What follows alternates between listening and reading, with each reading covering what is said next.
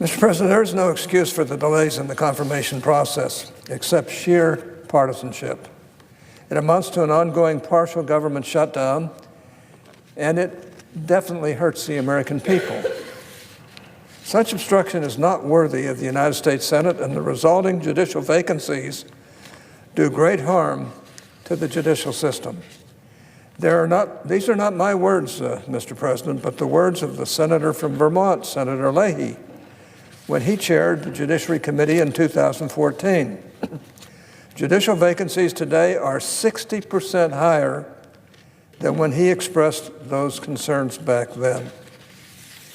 Vacancies are 52% higher than what he said was a, quote, disaster for our nation's overburdened courts, unquote.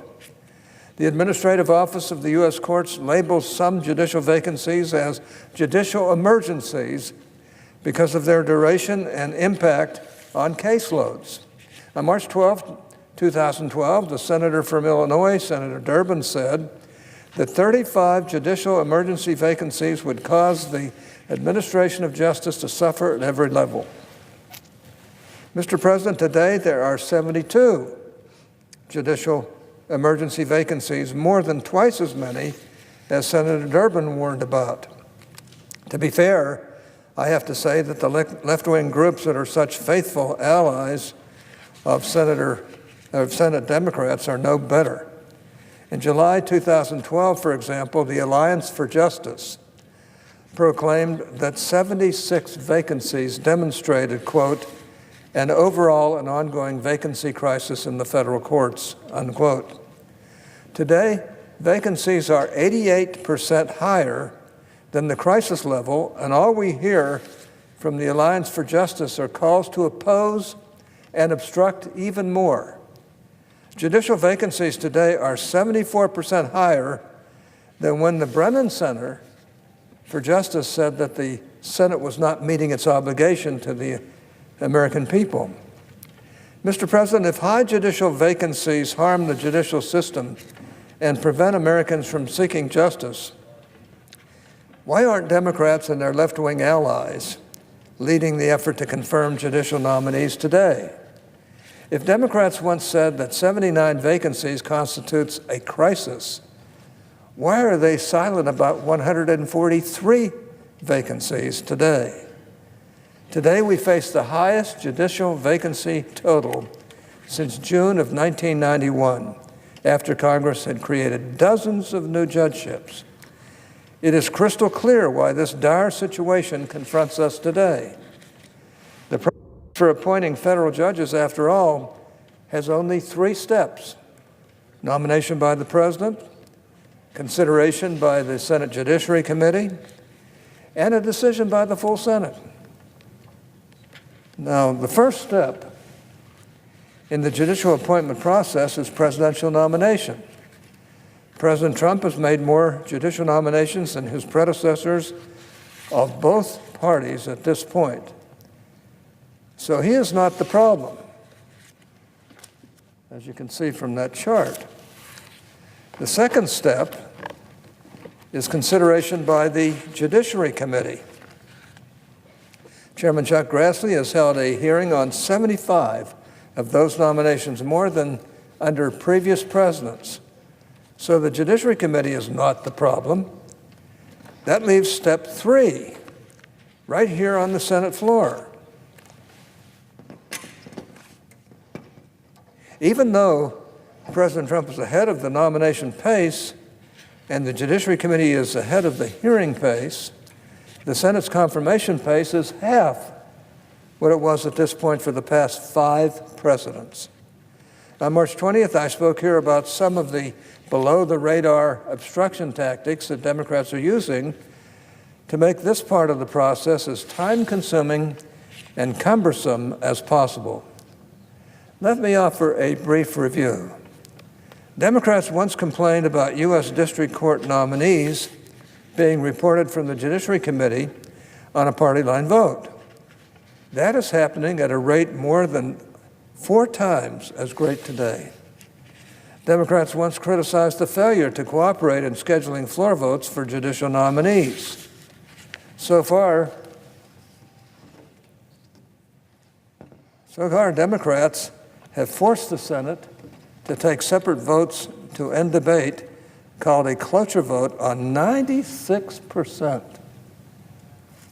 96% of President Trump's judicial nominees. The Senate has been forced to take 16 times as many cloture votes on President Trump's judicial nominees as under the last 12 presidents combined at this point. You heard me right. The Senate has been forced to take 16 times as many cloture votes on judicial nominees as under the last 12 presidents combined at this point. That's every president since the cloture rule was first applied to nominations in 1949.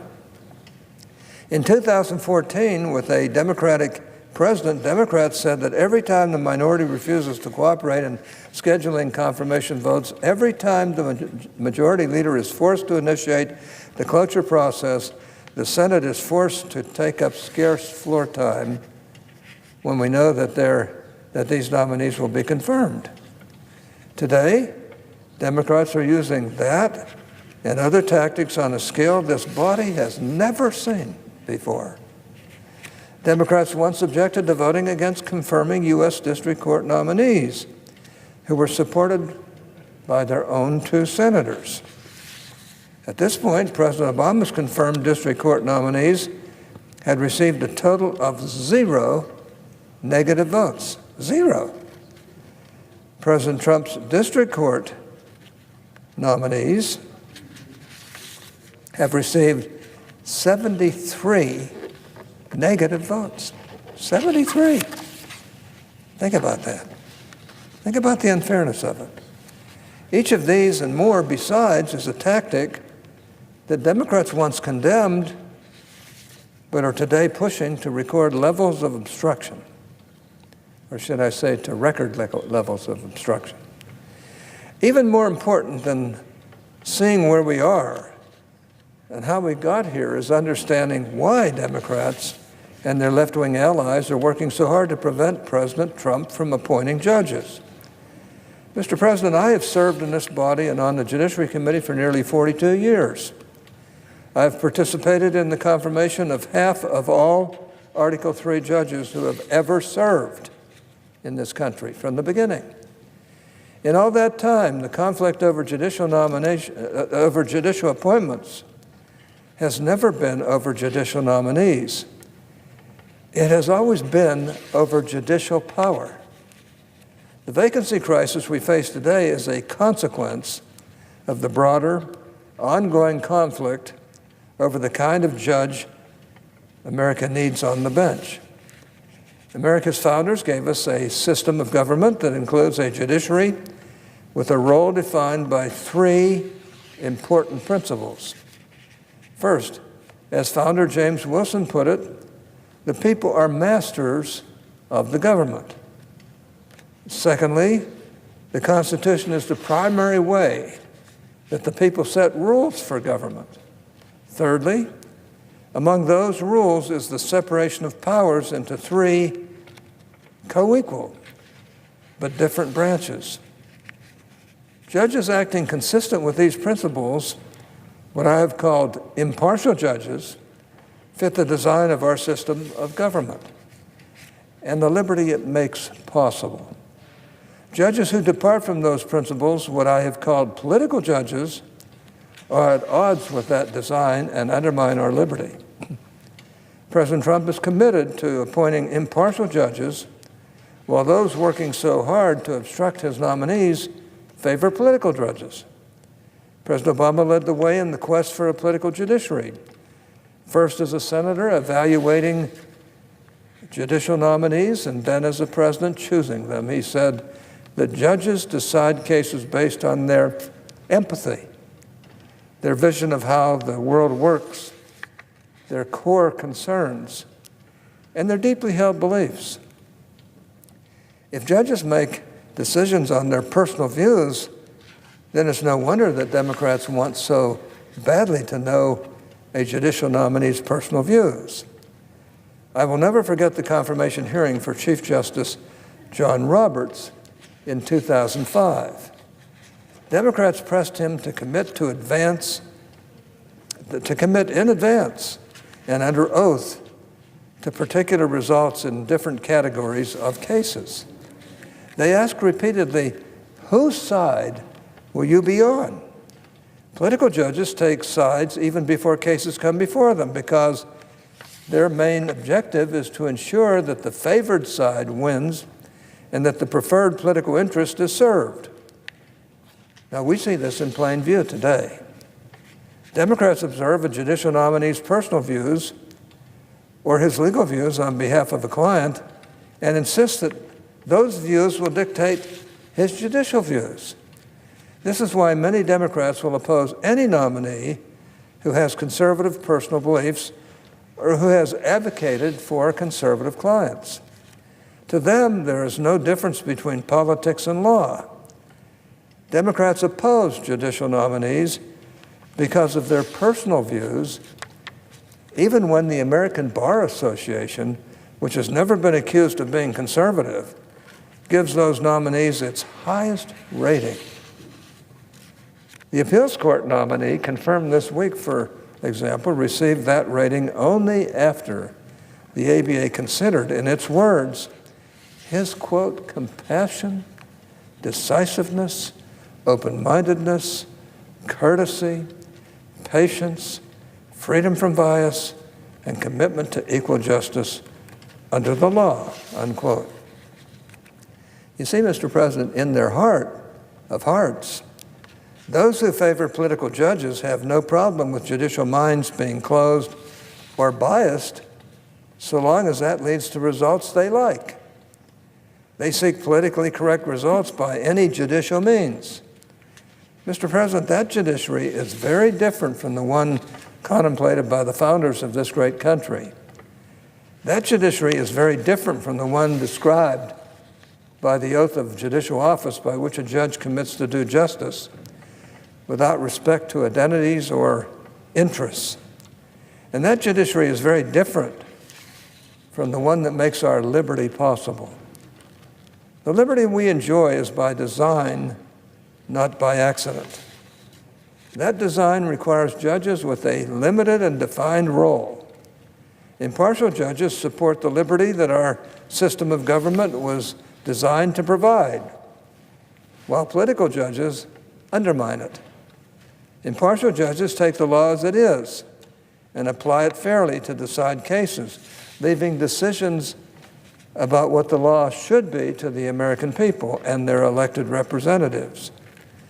Political judges take decisions about what the law should be away from the American people, manipulating the meaning of statutes and the Constitution to follow their own views and their own agenda. The conflict over judicial appointments is and will remain a conflict over judicial power and therefore a conflict over the system of government crafted by America's founders. Remember the three principles that I mentioned earlier. Impartial judges allow the American people to remain the masters of government. Political judges become the masters of the people. Impartial judges follow the rules that the American people put in the Constitution. Political judges change the meaning of those rules to suit their own ends. And impartial judges respect the separation of powers, while political judges breach it. The unprecedented obstruction of judicial nominees today is a tool in the campaign for an increasingly politicized judiciary. The rhetoric of that campaign is all about desirable objectives, all about good intentions. I close with the words of Daniel Webster, who represented 2 different states in the House and represented Massachusetts here in the Senate before serving as Secretary of State under 3 different presidents. He said, "Good intentions will always be pleaded for every assumption of authority. It is hardly too strong to say that the Constitution was made to guard the people against the dangers of, of intentions. There are men in all ages who mean to govern well, but they mean to govern. They promise to be good, but they mean to be masters. That's Daniel Webster's. Let me just repeat that again, because Webster is one of the greatest people who ever served in this government. Good intentions will always be pleaded for every assumption of authority. It is hardly too strong to say that the Constitution was made to guard the people against the dangers of good intentions. There are men in all ages who mean to govern well, but they mean to govern. They promise to be good masters, but they mean to be masters. America needs impartial judges so that the American people can be the masters of government and so that liberty can thrive. Let me go over that quote again from Daniel Webster. And I'll end with this. Daniel Webster said, "Good intentions will always be pleaded for every assumption of authority." It is hardly too strong to say that the Constitution was made to guard the people against the dangers of good intentions. There are men in all ages who mean to govern well, but they mean to govern. They promise to be good. They promise to be good masters, but they mean to be masters. Some of those founding fathers really knew what they were talking about, and Webster was certainly one of them in many respects. All I can say is that we have a chance of working together to do what is right and in the best interests of the American people. And I intend to see that we do that. And I hope we can, because this country is worth it. And our system of government is the best this world has ever seen. And I want to see it continue to be. With that, Madam President, I yield the floor.